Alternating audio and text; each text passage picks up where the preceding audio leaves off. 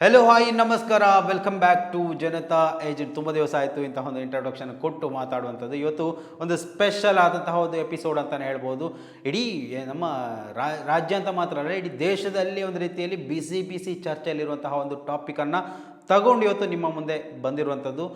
ಯಾರು ಬೆಂಬಲಿಸ್ತಾರೋ, ಯಾರು ಉಳ್ಕೊಳ್ತಾರೋ no matter, ಆದರೂ ಕೂಡ ಇದನ್ನು ನಿಮ್ಮ ಮುಂದೆ ತರಲೇಬೇಕು. ಯಾಕಂತ ಹೇಳಿದರೆ ಇಡೀ ನಮ್ಮ ದೇಶವನ್ನು ಸುತ್ತಿ ಬಂದಂತಹ ಒಂದು ಕೇರಳ ಸ್ಟೋರಿ ಪಾರ್ಟ್ 2 ಇದೆ. ಅದನ್ನು ಇಡೀ ಜನರಿಗೆ ಒಂದು ರೀತಿಯಲ್ಲಿ ಹದಿಹರೆಯದ ಯುವತಿಯರಿಗೆ ಫ್ರೀಯಾಗಿ ಕೊಟ್ಟು, ಇಲ್ಲ ನೀವು ಇನ್ನು ತಪ್ಪು ಮಾಡಬಾರ್ದು, ಆ ರೀತಿ ಮಾಡಬಾರ್ದು, ಈ ರೀತಿ ಮಾಡಬಾರ್ದು ಅಂತ ಹೇಳಿಕೊಟ್ಟ ಬೆನ್ನಲ್ಲೇ ಮೇ ಬಿ ಅದರಿಂದ ಪ್ರೇರೇಪಿತರಾಗಿಯಾ ಏನು ಅಂತ ಗೊತ್ತಿಲ್ಲ, ಕೇರಳದಲ್ಲಿ ಒಂದು ಯುವಕ ಮದುವೆ ಆಗ್ತಾ ಇದ್ದಾರೆ, ಮದುವೆಯಾಗಿದ್ದಾರೆ, ಆನ್ಲೈನಲ್ಲಿ ರಿಜಿಸ್ಟರ್ ಕೂಡ ಮಾಡಿದ್ದಾರೆ. ಸೊ ಎಲ್ಲವನ್ನು ಕಂಪ್ಲೀಟಾಗಿ ಇಲ್ಲಿ ವಿವರಿಸ್ತಾ ಹೋಗ್ತೀನಿ. ಅದಕ್ಕೂ ಮೊದಲು ಈ ಒಂದು ವಿಡಿಯೋವನ್ನು ನೀವು ಇಲ್ಲಿ ಮೊದಲನೇ ಬಾರಿ ವೀಕ್ಷಣೆ ಮಾಡುವವರಾಗಿದ್ದರೆ ಖಂಡಿತವಾಗಿಯೂ ಈ ಒಂದು ಚಾನಲನ್ನು ಸಬ್ಸ್ಕ್ರೈಬ್ ಮಾಡ್ಕೊಂಡು ನೋಡಿ. ಮಾತ್ರ ಅಲ್ಲ, ನಿರಂತರವಾಗಿ ಇಂತಹ ಅಪ್ಡೇಟ್ಗಳನ್ನು ನಿಮ್ಮ ಮುಂದೆ ತರುವಂತಹ ಪ್ರಯತ್ನವನ್ನು ನಾವು ಮಾಡ್ತೀವಿ.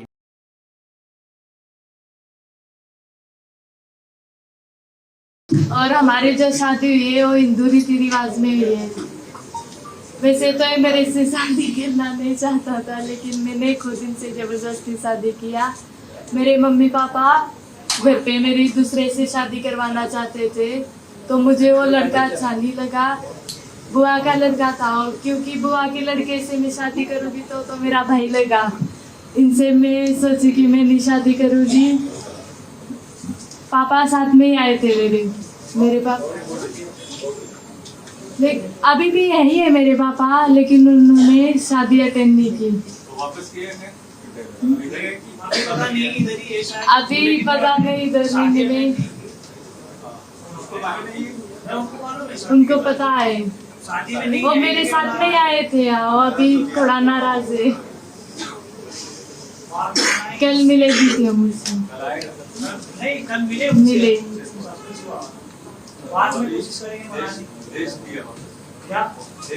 और मैंने शादी की है हिंदू रीति रिवाज में। और वो जो सब लफ्ज़ याद बोल रहे हैं, ऐसा कुछ भी नहीं है। आर्टिस्ट है, हमारे लिए सब धर्म एक ही है।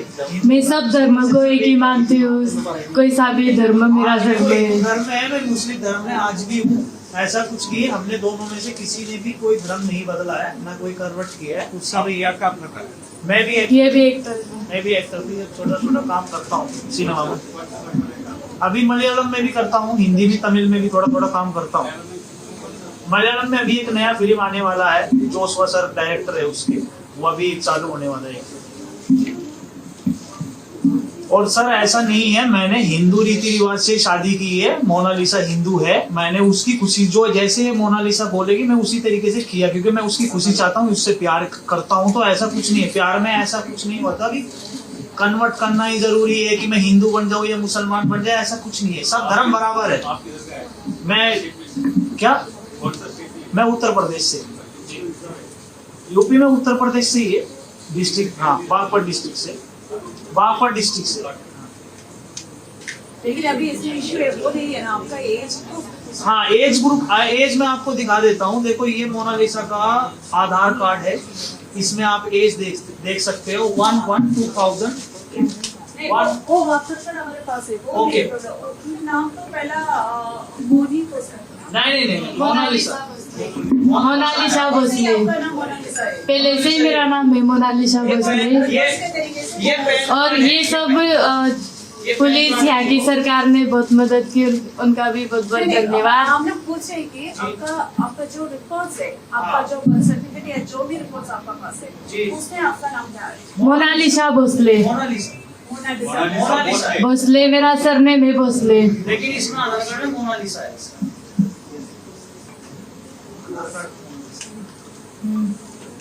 एक 2000 है, किसका? एक 2000 अभी आपको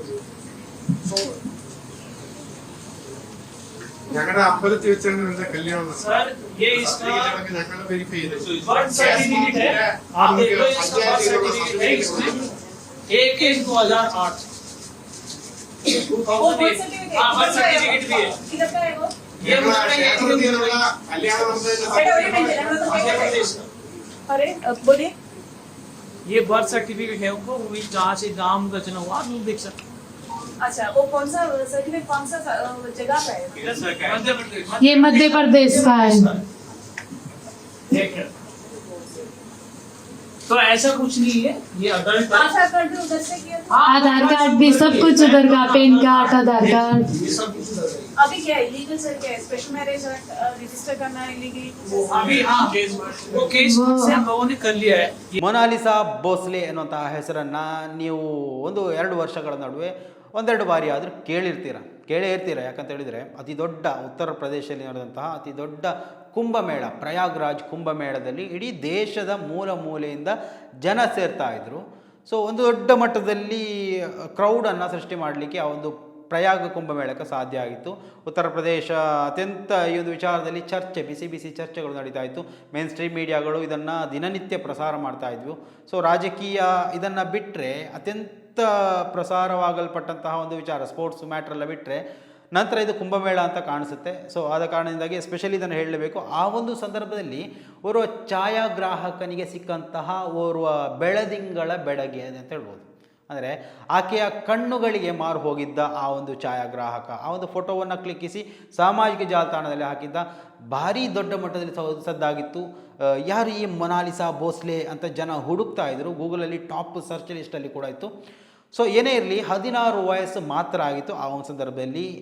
ಆ ಒಂದು ಫೋಟೋ ವೈರಲ್ ಆಗ್ತಾ ಇದ್ದಂತೆ ಏನು ಸಿನಿಮಾ ಇಂಡಸ್ಟ್ರೀಸ್ ಆಕೆಯನ್ನು ಬಾಲಿವುಡ್ ನಿರ್ದೇಶಕರು ನಿರ್ಮಾಪಕರು ಒಂದರ ಹಿಂದೆ ಒಬ್ಬರಂತೆ ಎತ್ತಿ ಮೆರೆದಾಡಿಸಿದ್ರು ಅಂತಲೇ ಕೂಡ ಹೇಳ್ಬೋದು ಮೊನಾಲಿಸಾ ಭೋಸ್ಲೆ ಅವರನ್ನು. ನಂತರ ಅವರಿಗೆ ಹಲವು ಅವಕಾಶಗಳು ಸಿಕ್ಕಿತು. ಏನು ರುದ್ರಾಕ್ಷಿ ಮಾಲೆಗಳನ್ನು ಮಾರ್ತಾ ಇದ್ದಂತಹ ಯುವತಿ ಏಕಾಏಕಿಯಾಗಿ ತನ್ನ ಲೆವೆಲನ್ನೇ ನೆಕ್ಸ್ಟ್ ಲೆವೆಲ್ಗೆ ಚೇಂಜ್ ಮಾಡ್ಕೊಂಡ್ಬಿಟ್ರು. ಸೊ ಅವಾಗ ಏನಾಗುತ್ತೆ ಒಬ್ವಿಯಸ್ಲಿ, ಸೊ ಅವರ ಆ ಒಂದು ಏನು ಬೆಳವಣಿಗೆ ಒಂದು ರೀತಿಯಲ್ಲಿ ಬೇರೆ ರೀತಿಯಲ್ಲಿ ಹೋಗುತ್ತೆ. ಅಲ್ಲಿ ಏನೋ ಒಂದು ಬೆಳವಣಿಗೆಗಳು ನಡೆದಿರುತ್ತೆ.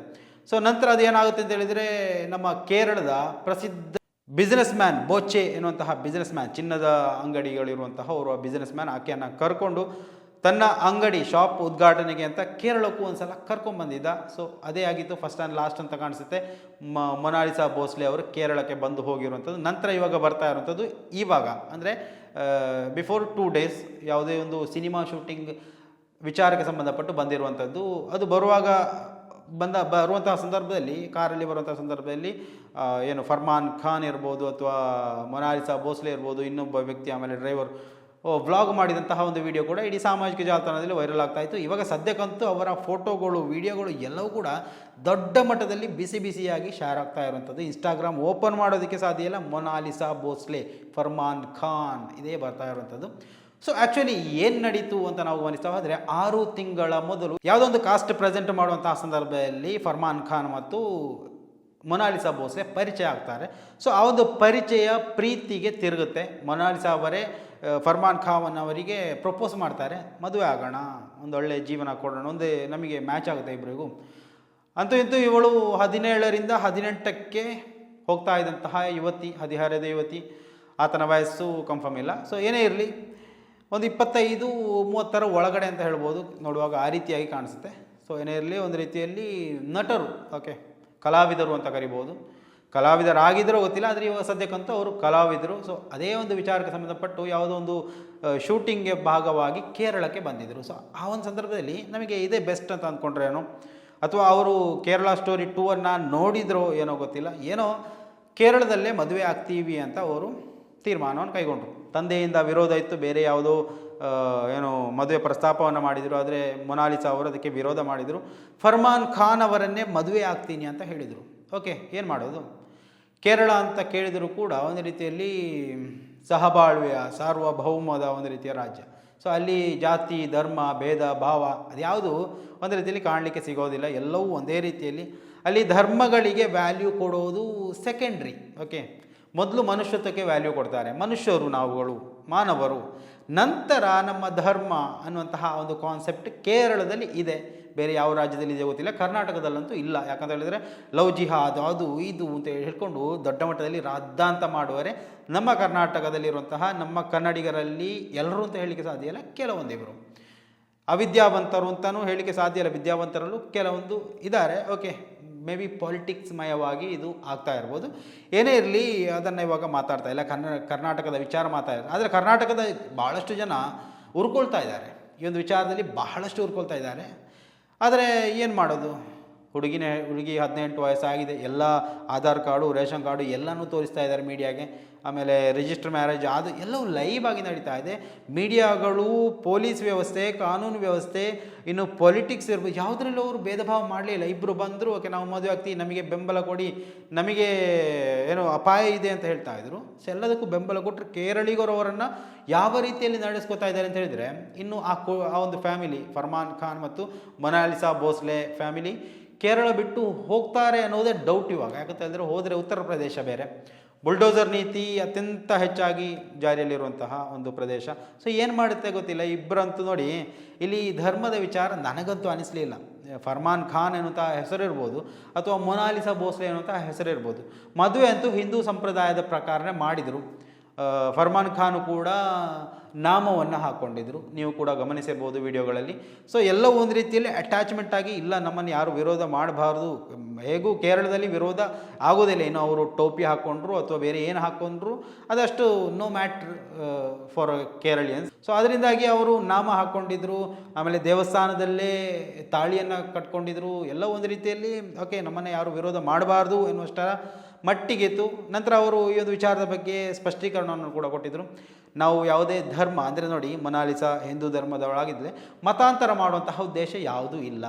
ಅವಳ ಧರ್ಮ ಅವಳಿಗೆ, ನನ್ನ ಧರ್ಮ ನನಗೆ. ನಾನೂ ಕೂಡ ಪೂಜೆ ಪುರಸ್ಕಾರಗಳನ್ನು ಮಾಡ್ತೀನಿ, ದೇವಸ್ಥಾನಕ್ಕೆ ಹೋಗ್ತೀನಿ.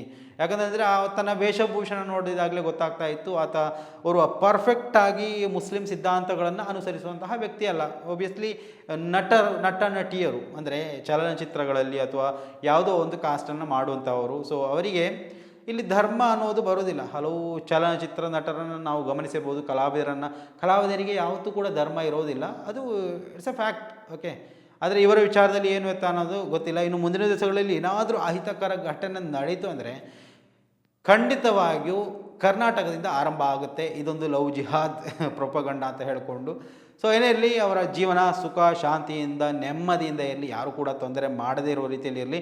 ಸೊ ಫರ್ಮಾನ್ ಖಾನ್ ಏನಿದ್ದಾನೆ ಆತನಿಗೂ ಕೂಡ ಸದ್ಬುದ್ಧಿಯನ್ನು ಕೊಡಲಿ, ಆಕೆಯನ್ನು ಒಳ್ಳೆಯ ರೀತಿಯಲ್ಲಿ ಜೀವನ ನಡೆಸುವಂತೆ, ಯಾವುದೇ ತೊಂದರೆ ಆಗದಂತೆ ಕೊನೆಯವರೆಗೂ, ಕೊನೆಯ ಉಸಿರು ಇರುವವರೆಗೂ ನೋಡಿಕೊಳ್ಳಿ. ಯಾಕೆ ಮೊನಾಲಿಸಾ ಭೋಸ್ಲೆ ಬೇರೆ ಯಾವುದೋ ರೀತಿಯಲ್ಲಿ ಮದುವೆ ಆಗಿದ್ದರೆ ಇಷ್ಟು ದೊಡ್ಡ ಸುದ್ದಿ ಆಗ್ತಾ ಇರಲಿಲ್ಲ. ಆದರೆ ವೈರಲ್ ಸ್ಟಾರ್ ಬೆಡಗಿ ನೋಡಿ, ಹಲವು ವೈರಲ್ ಸ್ಟಾರ್ಗಳು ನಮ್ಮ ಈ ಒಂದು ಕಣ್ಣೆದುರಲ್ಲಿ, ನಮ್ಮ ಸ್ಕ್ರೋಲ್ ಮಾಡ್ತಾ ಇರುವಂತಹ ವಿಡಿಯೋ ಕೆಳಗಡೆ ಬಂದು ಹೋದವರು ಎಲ್ಲರನ್ನ ನಾವು ಗಮನಿಸಿರ್ತೇವೆ. ಅದರಲ್ಲಿ ಪ್ರಮುಖರು ಅಂತ ಕರೆಸ್ಕೊಂಡವರು ಇವಾಗ ಸುದ್ದಿಯೇ ಇಲ್ಲದಂತೆ ಒಂದು ರೀತಿಯಲ್ಲಿ ಮಣ್ಣು ಪಾಲಾದ ರೀತಿಯಲ್ಲಿದ್ದಾರೆ. ಕೆಲವೊಂದು ವಿಚಾರಗಳ ಬಗ್ಗೆ ಅವರನ್ನು ಏನು ಮೊದಲು ಅಟ್ಟಾಡಿಸಿ ಮೆರೆಸಿ ಇಟ್ಟವರೇ ಅವರನ್ನು ನೆಲಕ್ಕಪ್ಪಳಿಸಿದಂತಹ ಹಲವು ಘಟನೆಗಳು ನಡೆದಿದೆ ನಮ್ಮ ಕಣ್ಣೆದುರಲ್ಲಿ. ಸೊ ಅದರಿಂದಾಗಿ ಮೊನಾಲಿಸಾ ಭೋಸ್ಲೆ ಮತ್ತು ಫರ್ಮಾನ್ ಖಾನ್ ಇವಾಗ ಎರಡನೇ ಬಾರಿ ಸುದ್ದಿಯಲ್ಲಿರುವಂಥವರು. ಮೊದಲು ಒಂದು ಫೋಟೋ ವಿಚಾರದಲ್ಲಿ ವೈರಲ್ ಆದರು, ನಂತರ ಇವಾಗ ವಿವಾದಾತ್ಮಕವಾಗಿ ವೈರಲ್ ಆಗ್ತಾ ಇದ್ದಾರೆ. ಸೊ ಕೇರಳ ಅಂತ ಹೇಳುವಾಗ ಕಾನೂನಾತ್ಮಕವಾಗಿ ಎಲ್ಲವೂ ಅಲ್ಲಿ ಇರುತ್ತೆ. ಓಕೆ, ಯಾವುದೇ ತೊಂದರೆಗಳಿರೋದಿಲ್ಲ. ಸೊ ಆ ಒಂದು ಕಾರಣಕ್ಕೆ ಅಲ್ಲಿ this is a no matter. ಇನ್ನು ಅವರು ಹೊರಗಡೆ ಬಂದಾಗ ಅವರ ರಾಜ್ಯಕ್ಕೆ ಏನಾದರೂ ಕಾಲಿಟ್ರು ಅಂತ ಆಗುವಾಗ ಏನಾದರೂ ಬೆಳವಣಿಗೆ ಆಗುತ್ತಾ ಅನ್ನೋದ್ರ ಬಗ್ಗೆ ನಾವಿವಾಗ ನೋಡಬೇಕಾದಂಥದ್ದು. ಸೊ ಸ್ಟಿಲ್ ಕೇರಳದಲ್ಲಿ ಯಾವುದೇ ತೊಂದರೆ ಅವರಿಗಿಲ್ಲ, ಕಾನೂನಾತ್ಮಕವಾಗಿರ್ಬೋದು ಅಥವಾ ಬೇರೆ ಯಾವುದೇ ವಿಚಾರದಲ್ಲಿ ಆಗಿರ್ಬೋದು, ಯಾವುದೇ ವಿರೋಧಗಳು ವ್ಯಕ್ತ ಆಗಿಲ್ಲ. ವಿರೋಧಗಳು ಕಮೆಂಟ್ ಬಾಕ್ಸ್ಗಳಲ್ಲಿ ಬರ್ತಾ ಇತ್ತು, ಮೇ ಬಿ ಈ ಒಂದು ವಿಡಿಯೋದಲ್ಲಿ ಕೂಡ ಬರ್ಬೋದು. ಇನ್ನು ಈ ದಂಪತಿಗಳು, ಇವಾಗ ದಂಪತಿಗಳು ಅಂತ ಕರಿಬೇಕು ಅಂದರೆ ಮದುವೆ ಆಗಿದ್ದಾರೆ. ಸೊ ಅವರು ಹೇಳುವ ಪ್ರಕಾರ ನಾವು ಮದುವೆ ಆಗಿದ್ದೀವಿ, ಸಂಪ್ರದಾಯನ ಬಿಟ್ಟು ಕೊಡೋದಿಲ್ಲ. ಮದುವೆ ನಿರ್ಧಾರದ ಬಗ್ಗೆ ಮೊನಾಲಿಸಾ ಅವರು ಹೇಳುವಂತೆ ಈ ಮದುವೆ ನಡೆದಿದ್ದು ಸಂಪೂರ್ಣ ಹಿಂದೂ ಸಂಪ್ರದಾಯದಂತೆ. ವಿಶೇಷವೆಂದರೆ ಮೊನಾಲಿಸಾ ಅವರೇ ಫರ್ಮಾನ್ ಅವರನ್ನು ಮದುವೆ ಆಗಲು ಹಠ ಒಪ್ಪಿಸಿದ್ದಾರೆ. ನೋಡಿ, ಅವರ ಮನೆಯವರು ತಂದಿದ್ದ ಸಂಬಂಧವನ್ನು ನಿರಾಕರಿಸಿ ತಮ್ಮ ಪ್ರೀತಿಯನ್ನು ಉಳಿಸಿಕೊಳ್ಳಲು ಈ ಒಂದು ನಿರ್ಧಾರವನ್ನು ಮಾಡಿರುವಂಥದ್ದು. ಇನ್ನು ಲವ್ ಜಿಹಾದ್ ಆರೋಪಗಳು ಬರ್ತಾ ಇತ್ತು, ಅದಕ್ಕೆ ಅವರು ಉತ್ತರವನ್ನು ಕೂಡ ಕೊಟ್ಟಿರುವಂಥದ್ದು. ಲವ್ ಜಿಹಾದ್ ಎಂಬ ಆರೋಪಗಳನ್ನು ಇಬ್ಬರೂ ಕೂಡ ಸಾರಾಸಗಟಾಗಿ ತಳ್ಳಿ ಹಾಕಿರುವಂಥದ್ದು. ನಾವು ಕಲಾವಿದರು, ನಮಗೆ ಎಲ್ಲ ಧರ್ಮಗಳು ಒಂದೇ, ನಮ್ಮ ಮದುವೆಗಾಗಿ ಯಾರೂ ಧರ್ಮ ಬದಲಾಯಿಸಿಲ್ಲ, ಮತಾಂತರಗೊಂಡಿಲ್ಲ ಅಂತ ಫರ್ಮಾನ್ ಖಾನ್ ಸ್ಪಷ್ಟಪಡಿಸಿರುವಂಥದ್ದು. ಮೊನಾಲಿಸಾ ಅವರ ಸಂತೋಷಕ್ಕಾಗಿ ನಾನು ಹಿಂದೂ ಧರ್ಮದ ಪದ್ಧತಿಯಂತೆ ಮದುವೆಯಾಗಲು ಒಪ್ಪಿಕೊಂಡೆ ಅಂತ ಫರ್ಮಾನ್ ಅವರು ಹೇಳಿದ್ದಾರೆ. ನೋಡಿ, ಇನ್ನು ಕುಟುಂಬ ಮತ್ತು ದಾಖಲೆಗಳ ಇಡೀ ಸ್ಪಷ್ಟನೆಯನ್ನು ಕೊಟ್ಟಿದ್ದಾರೆ. ಮದುವೆ ಸಮಯದಲ್ಲಿ ಮೊನಾಲಿಸಾ ಅವರ ತಂದೆ ಕೂಡ ಜೊತೆಯಲ್ಲಿದ್ದರು, ಆದರೆ ಅವರು ಸಮಾರಂಭದಲ್ಲಿ ಭಾಗವಹಿಸಿರಲಿಲ್ಲ. ಸದ್ಯಕ್ಕೆ ಅವರು ಸ್ವಲ್ಪ ನೊಂದಿದ್ದಾರೆ ಅಂತ ಮೊನಾಲಿಸಾ ತಿಳಿಸಿದ್ದಾರೆ. ಅಷ್ಟೇ ಅಲ್ಲದೆ ತಮ್ಮ ವಯಸ್ಸು ಮತ್ತು ಹೆಸರಿನ ಬಗ್ಗೆ ಇರುವ ಗೊಂದಲಗಳಿಗೆ ಉತ್ತರವಾಗಿ ತಮ್ಮ ಆಧಾರ್ ಕಾರ್ಡ್ ಮತ್ತು ಜನ್ಮ ಪ್ರಮಾಣ ಪತ್ರಗಳನ್ನು ತೋರಿಸಿ ಕಾನೂನುಬದ್ಧವಾಗಿ ತಾವು ವಯಸ್ಕರು ಅಂತ ಸಾಬೀತುಪಡಿಸಿರುವಂಥದ್ದು. ಇನ್ನು ಇವರು ವಿವಾಹವನ್ನು ಸ್ಪೆಷಲ್ ಮ್ಯಾರೇಜ್ ಆಕ್ಟ್ ಅಡಿಯಲ್ಲಿ ಅಧಿಕೃತವಾಗಿ ನೋಂದಾಯಿಸಿದ್ದಾರೆ. ಈ ಪ್ರಕ್ರಿಯೆಯಲ್ಲಿ ತಮಗೆ ಸಹಕರಿಸಿದ ಪೊಲೀಸ್ ಇಲಾಖೆ ಮತ್ತು ಸರ್ಕಾರಕ್ಕೆ ಅವರು ಧನ್ಯವಾದವನ್ನು ತಿಳಿಸಿರುವಂಥದ್ದು. ನೋಡಿ, ಒಟ್ಟಾರೆಯಾಗಿ ಧರ್ಮಗಳಿಗಿಂತಲೂ ಹೆಚ್ಚಾಗಿ ಪ್ರೀತಿ, ಗೌರವ, ಆಶ್ವಾಸನೆ ಇವೆಲ್ಲವೇ ದೊಡ್ಡದು ಅಂತ ಮತ್ತೆ ಮತ್ತೆ ತೋರಿಸಿಕೊಟ್ಟಂಥದ್ದು. ಸೊ ಈ ಒಂದು ವಿಡಿಯೋದಲ್ಲಿ ಯಾರಿಗೆಲ್ಲ ಸಮಾಧಾನ ಇರುತ್ತೆ, ಯಾರಿಗೆಲ್ಲ ಅಸಮಾಧಾನ ಇರುತ್ತೆ ಅನ್ನೋದು ಖಂಡಿತ ಗೊತ್ತಿಲ್ಲ. ಆದರೆ ಇಲ್ಲಿ ಧರ್ಮದ ವಿಚಾರ ಅಂತೂ ಖಂಡಿತ ಬರೋದೇ ಇಲ್ಲ. ಒಂದು ವಿಚಾರ ಹೇಳ್ಬಿಡ್ತೀನಿ ನೋಡಿ, ಇಲ್ಲಿ ಮುಸ್ಲಿಂ ಧರ್ಮದವರು ಇದನ್ನು ಅಂಗೀಕರಿಸೋಕೆ ತಯಾರಿಲ್ಲ. ಯಾಕಂತ ಹೇಳಿದರೆ ಅವರು ಓಬಿಯಸ್ಲಿ ದೇವಸ್ಥಾನದಲ್ಲಿ ಹೋಗಿ ಮದುವೆ ಆದವರು. ಸೊ ಅದು ಮುಸ್ಲಿಂ ಸಂಸ್ಕೃತಿಯ ಪ್ರಕಾರ ಆಗಿಲ್ಲ. ಸೊ ಅದು ಆ ಒಂದು ಕಾರಣಕ್ಕೆ ಮತಾಂತರ ಎನ್ನುವಂತಹ ವಿಚಾರ ಅಲ್ಲಿ ಬರೋದೇ ಇಲ್ಲ. ಸೊ ಇನ್ನು ಹಿಂದೂ ಸಂಪ್ರದಾಯ ಪ್ರಕಾರ ಆಗಿದ್ರೂ ಕೂಡ ಆತ ಮುಸ್ಲಿಂ ಎನ್ನುವಂತಹ ಕಾರಣಕ್ಕೆ ಹಿಂದೂಗಳು ಕೂಡ ಅದನ್ನು ಸ್ವೀಕರಿಸೋಕೆ ರೆಡಿ ಇರೋದಿಲ್ಲ. ಧರ್ಮದ ವಿಚಾರದಲ್ಲಿ ಆ ರೀತಿ ಇರುತ್ತೆ. ಆದರೆ ಒಂದು ದೊಡ್ಡ ಸಮಾಜ ಇವೆಲ್ಲದಕ್ಕಿಂತಲೂ ಮೇಲಿನ ಸ್ಥಾನದಲ್ಲಿರುವಂತಹ ಬಾಂಧವ್ಯ, ಸಹಬಾಳ್ವೆ, ಪ್ರೀತಿ, ಪ್ರೇಮ ಈ ಒಂದು ವಿಚಾರವನ್ನು ಗಮನಿಸ್ತಾ ಹೋದರೆ ಬಹಳಷ್ಟು ಬೆಂಬಲವನ್ನು ಇವತ್ತು ಸಾಮಾಜಿಕ ಜಾಲತಾಣ ಕೊಡ್ತಾ ಇರುತ್ತದೆ. ಎಸ್ಪೆಷಲಿ ಕೇರಳ ಮೀಡಿಯಾ ಅಂತ ಹೇಳುವಾಗ ಒಬ್ವಿಯಸ್ಲಿ ಇವೆಲ್ಲವನ್ನು ಸದೆಬಡಿಯೋದಕ್ಕೆ ಬೇರೆ ಯಾವ ಮೀಡಿಯಾಗಳಿಗೂ ಸಾಧ್ಯ ಇಲ್ಲ. ಅಷ್ಟೊಂದು ಪವರ್ಫುಲ್ಲಾಗಿ ಇಂತಹ ವಿಚಾರಗಳ ಬಗ್ಗೆ ಅವರು ಏನು ಮುನ್ನೆಚ್ಚರಿಕೆಯನ್ನು ತಗೊಂಡು ಬೇಕಾದ ರೀತಿಯಲ್ಲಿ ಅದನ್ನು ಇದು ಮಾಡ್ತಾರೆ. ಹಲವು ಬ್ಲಾಗರ್ಗಳಿರ್ಬೋದು, ಕಂಟೆಂಟ್ ಕ್ರಿಯೇಟರ್ಸ್ಗಳಿರ್ಬೋದು, ಇವೆಲ್ಲದರ ಬಗ್ಗೆ ಪ್ರತಿಕ್ರಿಯೆಗಳನ್ನು ಪಾಸಿಟಿವ್ ಆಗಿ ಕೊಡುವಂಥದ್ದು. ಒಂದು ರೀತಿಯಲ್ಲಿ ಯಾರನ್ನು ಉತ್ತರ ಪ್ರದೇಶದ ಮುಖ್ಯಮಂತ್ರಿಯನ್ನೇ ಅಲುಗಾಡಿಸದ ರೀತಿಯಲ್ಲಿ, ನಿಬ್ಬೆರಗಾಗಿಸುವಂತಹ ರೀತಿಯಲ್ಲಿ ಬೆಳವಣಿಗೆಗಳು ಸಾಗಿರುವಂಥದ್ದು. ಸೊ ಇವೆಲ್ಲದಿಂದಲೂ ನಾವು ಅರ್ಥ ಮಾಡಿಕೊಳ್ಬೇಕಾದಂತಹ ಪ್ರಮುಖ ವಿಚಾರವನ್ನು ಹೇಳಿ ಈ ಒಂದು ವಿಡಿಯೋನ ಇಲ್ಲಿ ಸ್ಟಾಪ್ ಮಾಡ್ತೇನೆ. ಯಾಕಂತ ಹೇಳಿದರೆ ಎಲ್ಲ ಧರ್ಮ, ಜಾತಿ, ಪಂಗಡ ಎಲ್ಲದಕ್ಕಿಂತಲೂ ಮೊದಲು ಪ್ರೀತಿ, ಸ್ನೇಹ, ಪ್ರೇಮ ಎಲ್ಲವನ್ನು ಕಾಣುವಂತಹ ಈಗಿನ ಯುವ ಜನತೆ ಮುಂದೆ ಧರ್ಮ ಅಂದತೆ ಸತ್ತು ಬೂದಿಯಾಗುವುದಂತೂ ಖಂಡಿತ. ಇಲ್ಲಿ ಹಿಂದೂ, ಮುಸ್ಲಿಂ, ಕ್ರೈಸ್ತ, ಜೈನ, ಬುದ್ಧ ಯಾವುದೂ ಬರುವುದಿಲ್ಲ. ಸೊ ಇಲ್ಲಿ ಯಾರೂ ಕೂಡ ನೋಡಿ ಇಂತಹ ವಿಚಾರಗಳನ್ನು ಮಾಡಿ ನೀವು ಧರ್ಮಗಳ ನಡುವೆ ಒಡಕು ಸೃಷ್ಟಿ ಮಾಡಿ ಅಂತ ಖಂಡಿತ ನಿಮ್ಮನ್ನು ಪ್ರಚೋದನೆ ಮಾಡುವಂಥದ್ದು ಖಂಡಿತ ಅಲ್ಲ. ಆದರೆ ನಿಮಗಿಷ್ಟ ಬಂದಂತಹ ವಿಚಾರದಲ್ಲಿ ನಾವ್ಯಾರು ಮೂಗು ತೋರಿಸುವುದು ಅಷ್ಟು ಸರಿಯಲ್ಲ. ಅದು ಯಾವುದೇ ಧರ್ಮ ಆಗಿರಲಿ. ನೋಡಿ, ಇವಾಗ ಆತ ಮುಸ್ಲಿಂ ಧರ್ಮದವನು ಅಂತ ಹೇಳ್ಕೊಳ್ತಾನೆ, ಆಕೆ ಹಿಂದೂ ಧರ್ಮ ಅಂತ ಹೇಳ್ಕೊಳ್ತಾರೆ. ಇನ್ನು ಅದು ನೇರ ತದ್ವಿರುದ್ಧ ಆಗಿದ್ದರೂ ಕೂಡ ಯಾವುದೇ ಇಶ್ಯೂ ಆಗ್ತಾ ಇರಲಿಲ್ಲ. ಸೊ ಇಬ್ಬರು ನೋಡಿ, ಹಲವು ಬೇಕಾದರೆ ನಾನು ಕೆಲವೊಂದು ಉದಾಹರಣೆಗಳನ್ನು ನಿಮಗೆ ಕೊಡ್ತೀನಿ. ಅದು ಆ ಒಂದು ಸಂದರ್ಭದಲ್ಲಿ ಯಾರೂ ಕೂಡ ಮಾತನಾಡಿದವರೇ ಅಲ್ಲ. ಸೊ ಇಂತಹ ಒಂದು ಸಣ್ಣ ಪುಟ್ಟ ವಿಚಾರಗಳು ನಡೆಯುವಾಗ ಅಲ್ಲಿ ದೊಡ್ಡ ವಿವಾದಗಳು ಸೃಷ್ಟಿಯಾಗುವುದು ಎಷ್ಟರ ಮಟ್ಟಿಗೆ ಸರಿ. ಪ್ರತ್ಯೇಕವಾಗಿ ಕೇರಳದ ಈಗಿನ ಮುಖ್ಯಮಂತ್ರಿಯ ಮಗಳನ್ನು ಓರ್ವ ಮುಸ್ಲಿಂ ಯುವಕ ಮದುವೆ ಆಗಿರುವಂಥದ್ದು, ಅದು ಕೂಡ ವಿವಾದ ಆಗಿರಲಿಲ್ಲ. ಯಾಕಂತ ಹೇಳಿದ್ರೆ ಅವರಿಗೆ ಸಮ್ಮತಿಯಿಂದ ಆಗಿರುವಂಥದ್ದು. ಇನ್ನು ನಾವು ಹಲವು ವಿಚಾರಗಳು, ಶಾರುಖ್ ಖಾನ್ ಅವರ ಪತ್ನಿ ಹಿಂದೂ, ಸೊ ಇನ್ನೂ ಹಲವು ವ್ಯಕ್ತಿಗಳಿದ್ದಾರೆ, ಗಣ್ಯ ವ್ಯಕ್ತಿಗಳು ಅಂತ ಕರೆಸಿಕೊಳ್ಳುವಂತಹ ವ್ಯಕ್ತಿಗಳು ಮದುವೆ ಆಗಿದ್ದಾರೆ. ಸೊ ಅಲ್ಲಿ ಎಲ್ಲೂ ಕೂಡ BJPಯ ಪ್ರಮುಖ ನಾಯಕರ ಮಕ್ಕಳನ್ನೇ ಮುಸಲ್ಮಾನರಿಗೆ ಮದುವೆ ಮಾಡಿಸಿಕೊಟ್ಟಂತಿದೆ. ಸೊ ಇವೆಲ್ಲವನ್ನು ನೋಡುವಾಗ ಇಲ್ಲಿ ನಾವು ಸುಮ್ಮನೆ ವಿವಾದ ಮಾಡೋದು ಅಷ್ಟು ಸರಿಯಲ್ಲ ಅನಿಸುತ್ತೆ. ನಿಮಗೆ ಏನು ಅನಿಸುತ್ತೆ ಅನ್ನೋದನ್ನು ಇಲ್ಲಿ ದಯವಿಟ್ಟು ಕಮೆಂಟ್ ಮಾಡಿ. ಮುಂದಿನ ಮಾಹಿತಿಯೊಂದಿಗೆ ಮತ್ತೆ ಭೇಟಿ ಆಗೋಣ. ಅಲ್ಲಿವರೆಗೂ ನಮಸ್ಕಾರ.